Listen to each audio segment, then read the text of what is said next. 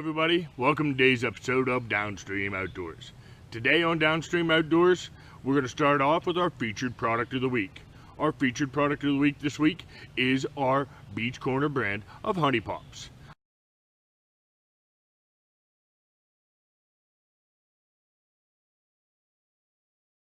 They're shaped like a lollipop, but they have no artificial flavors, colors, or preservatives, and they're never rock hard like you find with a traditional lollipop. They're a nice, soft chew. These are available at places like Little Rock's Natural Remedies in their new location along Route 36 in Roaring Springs, and at Saxton Outdoor Supply along Route 26 in Saxton, Pennsylvania. Today on DownStream Outdoors, we're doing something that I've promised in the past I wouldn't do a whole lot of. I don't know, I'm doing something different. We're doing mushrooms today. Yes, I know, I tell you this every time, but I am not a mycologist. There are so many dangerous mushrooms in the world that I advise you to, if you want to get into this, find somebody who knows these mushrooms. Do not take my word from these videos to go out and find these things, okay? All I'm doing is I'm teaching you these things exist and giving you an idea for what to look for. Please, please, on any mushroom, always, always take the time and learn it from somebody who actually knows this stuff, okay? Somebody who has gathered it before and has ate it and survived. Hey, if they ate it and they lived, you know they know what they're talking about, right? Okay. Today, we are looking for a mushroom called chicken of the woods, okay? And Brian and I actually found a sample. You can see it right here in between us, this bright orange mushroom. We're going to show you a couple close-ups. We're going to show you a close-up of the top.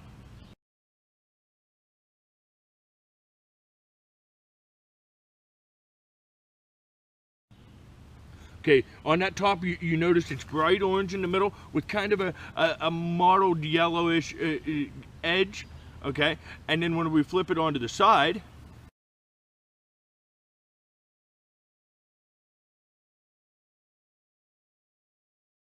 you can see it's got a real thick side. It doesn't narrow down like a lot of mushrooms do to a point at the edge, okay? It's got that nice thick side, and then up underneath,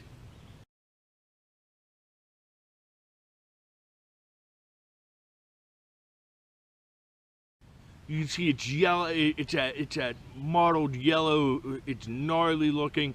It is a gnarly looking mushroom in the shape, but in the color, I think it's a gorgeous, gorgeous mushroom. Now, what are we going to do with this mushroom? We're going to eat it. Okay, that's what this mushroom is best known for, is its edibility. It's one of the first summer mushrooms that people really hunt in mass. This is actually a small example. I have seen some of these big enough to fill, say, a bushel basket, you know, really, really big around. We might actually leave this one on here for a little bit and see if it doesn't get a little bit bigger. It's really close to my buddy Brady's house, so we can keep an eye on it and make sure it's not dying off. But in the meantime, we can let it get a little bit bigger. The other thing the other reason we might leave it set here is because this is actually the only one we found in his area of the woods. So we may just leave this one go and let it repopulate and hopefully spread throughout his woods so that someday we can come here and harvest a good harvest of chicken of the woods. Simple preparation, just like any other wild mushroom. The way I do them is I take and I soak them in salt water overnight in the refrigerator, pull them out, and then you can either cook them up and eat them right then and there, or you can cook them and store them in the freezer. Nice saute with a little bit of butter, a little bit of seasoning, something like that. Put them over some steaks. They're wonderful, absolutely wonderful.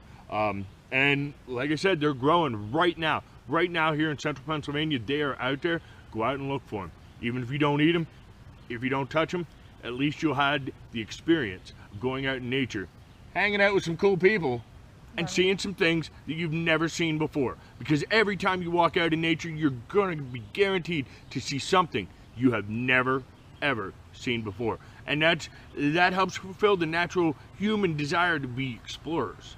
We can fulfill that desire by just simply going out into the woods and walking around and seeing new things.